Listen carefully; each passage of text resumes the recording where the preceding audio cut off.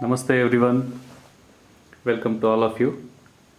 Today we have a very renowned integrative medicine expert, Dr. Shashikant, with us.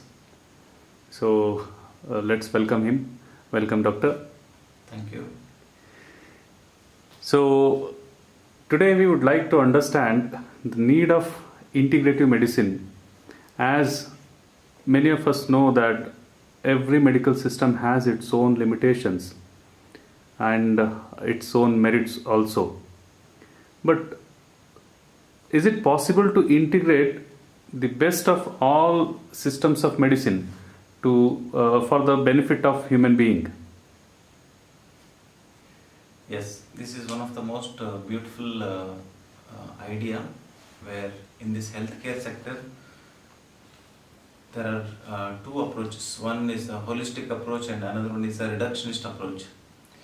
Integrative concept is not new one. It is very most ancient one where even from the time of Hippocrates he was considered to be one of the holistic doctor. You know, if you read the history and then you'll get to know about the details of history in integrative medicine. But for specifically for the large country like India, integrative medicine is one of the basic need of this hour, and most of us as a hugely populated country, second largest country, we are just focusing on our healthcare in terms of go and get your health checked up in a best of the best corporate hospital and forget it. And then you switch on with your routine lifestyle, whatever we have, lifestyle, modern chaotic, sympathetic overactivity lifestyle where specifically if you dig out and search and find out the WHO profile and check the statistical data where you will get 51 million people die every year due to various diseases. Amongst that, 41 million people will die because of the diseases which can be prevented. So those are called as NCDs, non-communicable diseases. So four most common non-communicable diseases are cardiovascular disorders, heart attack and hypertension most commonly. Second one is cancer. Third one is chronic obstructive pulmonary disease, COPD. Fourth one is diabetes. So when you see the hierarchy of these diseases, most of the diseases can be preventable. And when you see another significant statistical data from the West, amongst 39 to 42% of normal people who used to go to a medical doctor, conventional medical doctor or a family doctor, are turning towards one or other form of integrative medicine or complementary and alternative medicine, CAM, which is in the West it is called as CAM. In 1970s it used to be called as holistic medicine. In 1980s it used to be called as complementary and alternative medicine. In 1990s onwards it is called as an integrative medicine, and lately we should call it as health focused patient centered medicine, where we need to understand one thing, that there are three people involved in this healthcare. First one is a healthcare provider, second one is a patient receiver, third one is the industry which will provide that. So as a patient, he or she knows the demanding, they demand the health needs, what they want, without the knowledge of what they need. So, and the provider will only provide what the patient needs, they will provide. They will not provide what patient exactly needs. So there is a difficulty in understanding the patient-centric approach. And there is an industry, where in industry will usually focuses on what commerce demands. Now this is very, very specific topic. Patient, doctor, healthcare provider and the industry. So all these three people are not very much in tune. So what should be the focus? Focus should be the patient-centric emphasis, where they focus on the health care, not on the sick care. What all the corporate hospitals right now they are focusing on is absolutely sick care. In the name of preventive health care, what they are doing is blood tests, scans, and this and that. Nothing more than that. So, integrative medicine is a holistic concept where patient centric focus, where a doctor, healthcare provider, and the patient will decide what is best for them, less cost, less invasive, and more effective complementary therapies. And these complementary therapies should be evidence based as much as possible. So, this is a need of an hour for the integrative medical system. Very beautifully explained.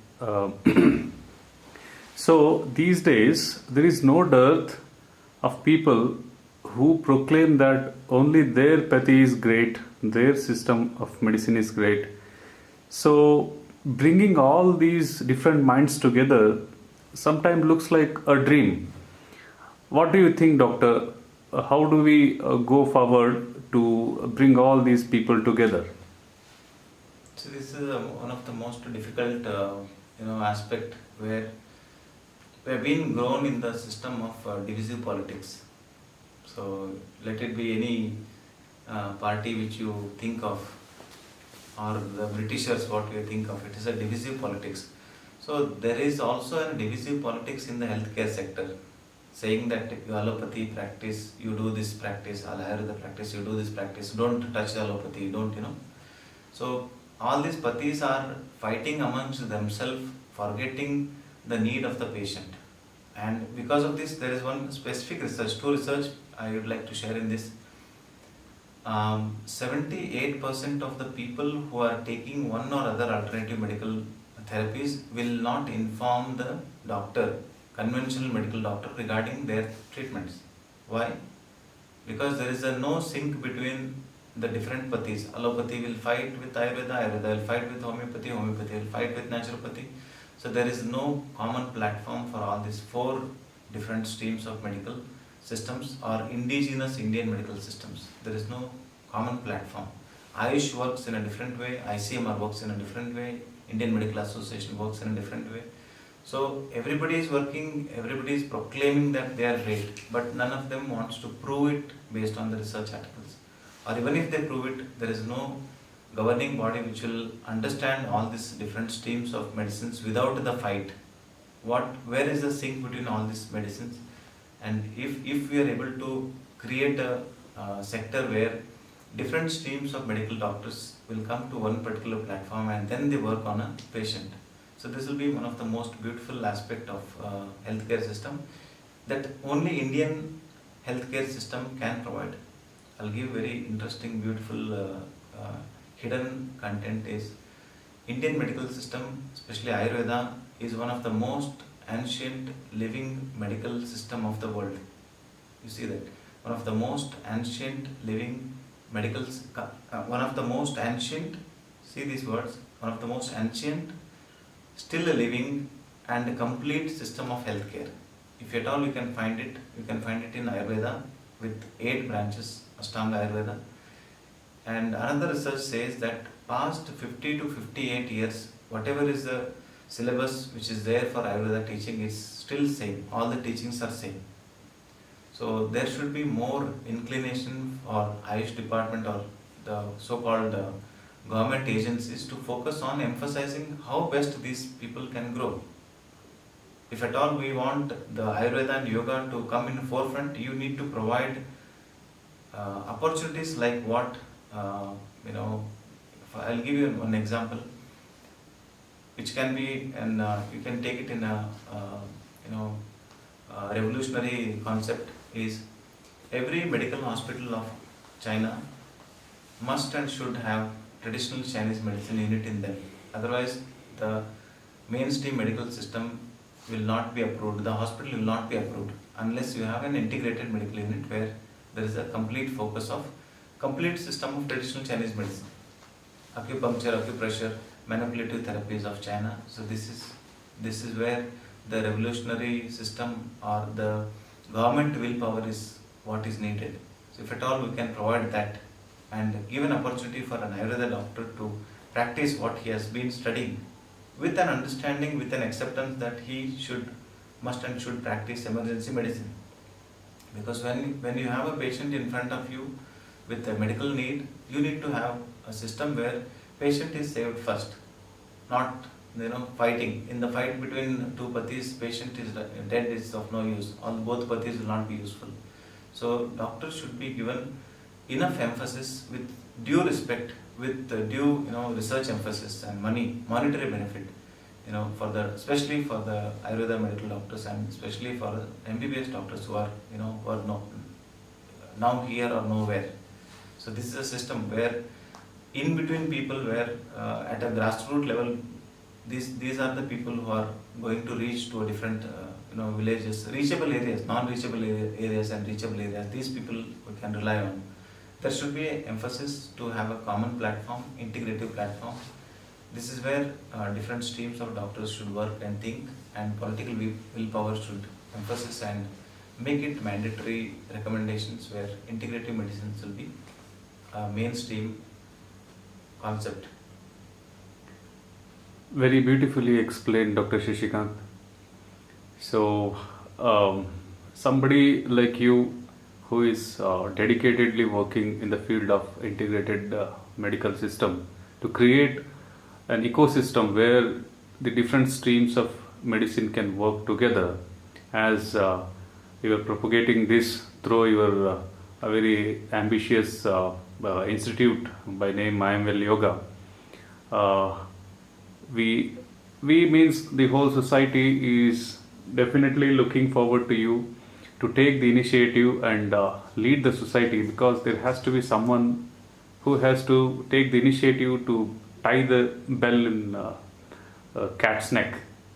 So hoping you to be that role model, looking forward for still more great work for the well-being of society.